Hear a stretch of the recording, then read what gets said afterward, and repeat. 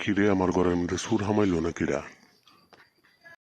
না, আমি তো তোমার ভাই পিঙ্কু, আমি সুর হইতে যাবো কেন?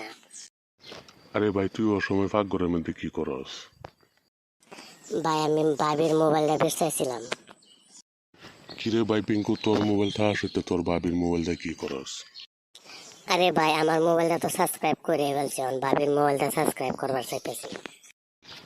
এরম কি বস্তু সাবস্ক্রাইব করো লাগে? আমারও আমিও করি। আর তুই হে বা ঘুরিয়ে কথা কইবি নাকি? আমার দিকে ঘুরিয়া কথা ক।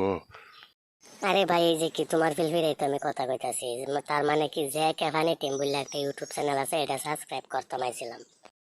আরে ভাই পিঙ্কু, তাহলে চুরি করবার কি আছে? তুই আমারও আমিও সাবস্ক্রাইব করে দি, তোর ভাবিরও তোর ভাবির সাবস্ক্রাইব করে দেখ। না ভাই কইলেই তো সবই সাবস্ক্রাইব করে না।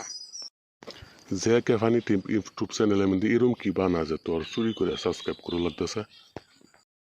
তুমি যদি একটা বার যে ক্যাফানি টিম ইউটিউব চ্যানেলের ভিডিও দাও না, দ্বিতীয়বার তুমি দেখবা বিরাট মজা লাগে, তার লাগে আমি সাবস্ক্রাইব করে দিছি।